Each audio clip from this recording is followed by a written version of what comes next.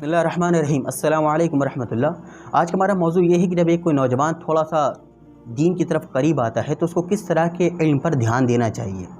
तो उसको सबसे पहले ये गौर करना चाहिए कि जब वो किसी दीन के मज़हब के करीब आता है तो उसको सबसे पहले बेसिक चीज़ों पर ध्यान देना चाहिए कि वो दीन की बेसिक चीज़ों के बारे में उसको कितना इल्म है। हमारे क्या होता है हज़रत कि एक नौजवान मस्जिद में दाखिल होता है या कभी यूट्यूब से कहीं से भी कोई दीन सीखता है तो उसके सवालात दीन की बुनियादों से बिल्कुल जुदा होते हैं। उसमें किसी की भी कमी होती है। मैं उसके ऊपर बात नहीं करता कमी क्या है, मैं बात इस पर कर रहा हूँ क्योंकि प्रॉब्लम्स बहुत सारी हैं। अक्लमंद वो है जो उसका सॉल्यूशन तैयार करता है। तो उसने कहीं से भी कुछ भी सुना, कहीं भी कुछ भी देखा, उसको ये बात ज़हन में रखना चाहिए कि सबसे पहले मुझे दीन के बेसिक क्लियर होना चाहिए। मैं अभी नमाज़ पढ़ने आया हूँ तो नमाज के लिए जो ज़रूरी है मुझे वो पता होना चाहिए। मैं मुसलमान हूँ तो मुसलमान होने के लिए जो मेरे दिल में जो बातें होना ज़रूरी हैं पहले मुझे उस चीज़ का इल्म होना चाहिए।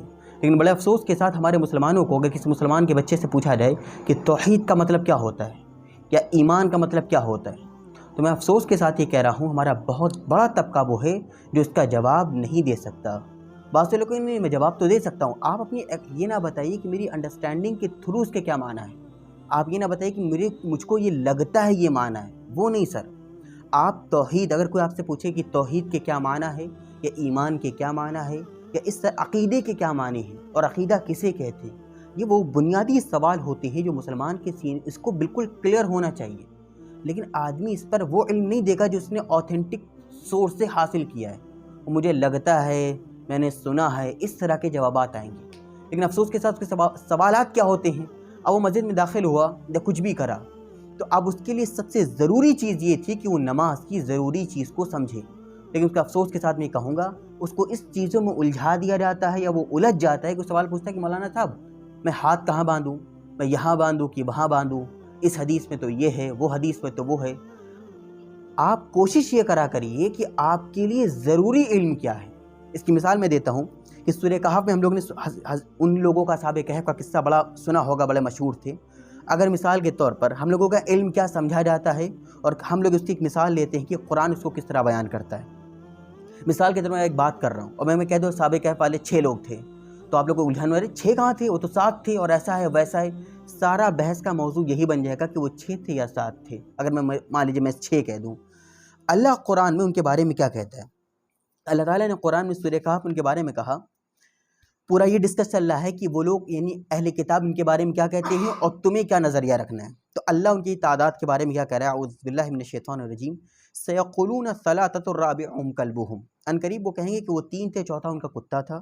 वयक़ूलून, वो कहेंगे कि खम्सा, वो 5 थे, सादिसुहुम कल्बुहुम, छठा उनका कुत्ता था। रजमम बिल गैब, वो अंधेरे में तीर चला रहे हैं। वयक़ूलून सबातु वस्सामिनुहुम कल्बुहुम, और कुछ कहेंगे यानी वो लोग कहेंगे कि 7 थे, 8वां उनका कुत्ता था। अब इतनी पस मंज़र खींचने के बाद अल्लाह को बताना चाहिए कि वो उनकी तादाद क्या थी। लेकिन अल्लाह ने क्या कहा कि कुर, आप कहिए, रब्बी आलमु बिइद्दतिहिम, मेरा रब ज़्यादा जानता है उनकी तादाद के बारे में। और आगे कहीं लोग उलमाए मुफस्सिरीन ने इस बात से एक अंदाज़ा निकाला कि मिसाल के तौर पर कि 3 और 5 के बारे में कहते हैं रजमम बिल गैब और 7 के बारे में ये नहीं फरमाया, तो एक अंदाज़ा ये निकाला कि इससे पता चलता है कि वो लोग 7 लोग थे। लेकिन अल्लाह ने ये कहा है कि अल्लाह उसके बारे में ज़्यादा जानता है। मुराद है कि इतना गौर करना चाहिए कि आप जिस चीज़ को बहस का मौजू बना रहे हैं वो उस लायक है कि नहीं है, उसका वो मकाम है कि नहीं है। ये तो अल्लाह की बात हो गई।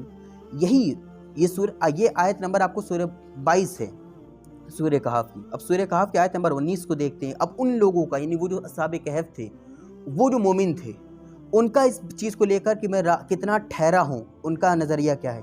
अब कहने लगे, जब वो लोग अल्लाह ताला ने उनको उठाया, काला काइलुम मिनहुम, तो एक कहने वाले ने उनमें से कहा, कम लबिस्तुम। अब एक डिस्कशन चल रहा है कि तुम कितना ठहरे। कालू, उनमें से कुछ ने कहा कि लबिस्ना यौमन औ बादा यौम, कि हम एक दिन या एक दिन का कुछ हिस्सा ठहरे हैं। कालू, उनमें से कहा, रब्बुकुम आलमु बिमा लबिस्तुम, तुम्हारा रब ज़्यादा जानता है कि तुम जितना ठहरे हो। फिर आगे कहा कि ये पैसा लेकर जाओ और जाके देखो अस्का तामन, कि शहर में खाना कहाँ पे पाकीज़ा मिल रहा है। कहने का मकसद ये है कि अल्लाह ये बयान करता है कि आपको जो चीज़ ज़रूरी है आप उसका इल्म सीखो मेरे भाई।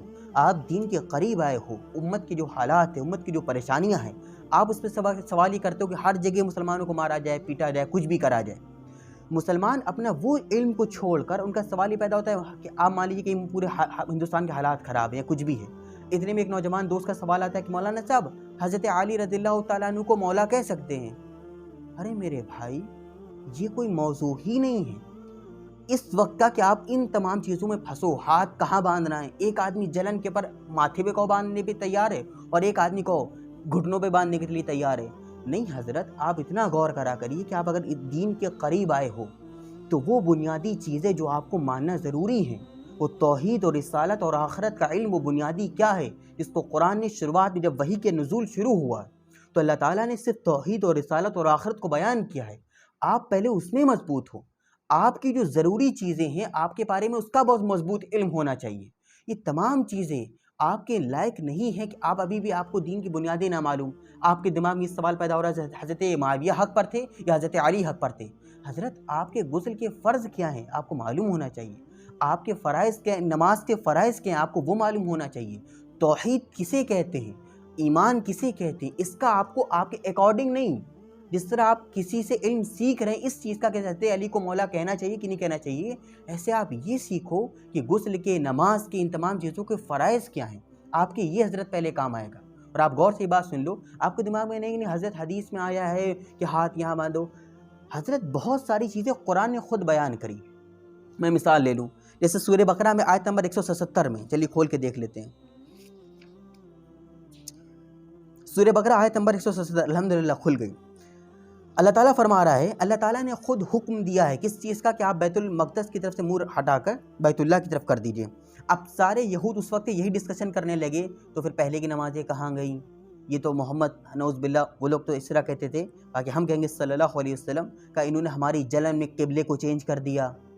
اب اللہ نے خود حکم دیا ہے کہ آپ بیت المقدس سے بیت اللہ کا رخ کریے، لیکن جب علماء یہود نے اسی چیز کو صبح شام کا ڈسکشن بنا لیا کہ صرف اسی پر بات ہو رہی ہے کہ بیت اللہ ادھر ہونا چاہیے اور ادھر کر رہے ہیں اور یہ کر رہے ہیں، سجدہ ادھر ہونا چاہیے، جب صبح شام کا مشغلہ یہی بنا لیا تو اللہ نے کیا جواب دیا؟ اللہ تعالیٰ سورہ بقرہ آیت نمبر 170 میں کہہ رہا ہے کہ لیس البر ان تولوا وجوہکم قبل المشرق والمغرب، کہا نیکی صرف یہ نہیں ہے کہ تم اپنے چہروں کو مشرق یا مغرب کی طرف پھیرو، یعنی اللہ نے خود حکم دیا ہے، لیکن پھر بھی اللہ کہہ رہا ہے کہ صرف آپ نیکی یہی نہ سمجھ لیں کہ آپ کا چہرہ ادھر ہے یا ادھر ہے۔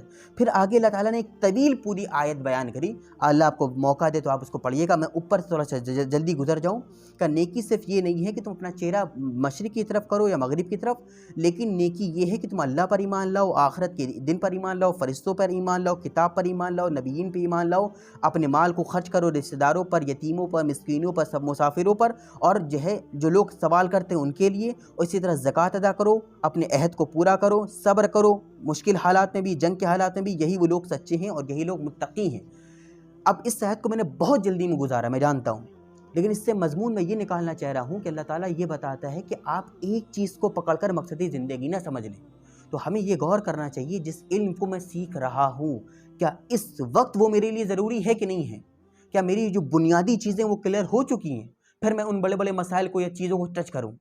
میں بڑی بنتی کے ساتھ یہ حضرت کہہ رہا ہوں، اگر آپ دین کے قریب آئے ہو تو اتنا ضرور سیکھا کریے کہ جو میرے لیے اسلام کی بیسک چیزیں ہیں پہلے وہ کلیئر ہو جائیں، پھر میں وقت لگاؤں گا کہ آگے پھر حضرت علی کیا تھے اور حضرت معاویہ رضی اللہ تعالیٰ عنہما یہ لوگ کون تھے، پھر ان کے آپس کا اختلاف کیا تھے، ان کو مولا کہہ سکتے ہیں کہ نہیں کہہ سکتے، اور یہ بہت آگے کی بحث ہے حضرت۔ ہم پہلے اپنی بنیادوں کو کلیئر کریں۔ بہت شکریہ میری بات سننے کا، اللہ تعالیٰ ہم سب کو عمل کی توفیق عطا فرمائیں۔ السلام علیکم ورحمۃ اللہ۔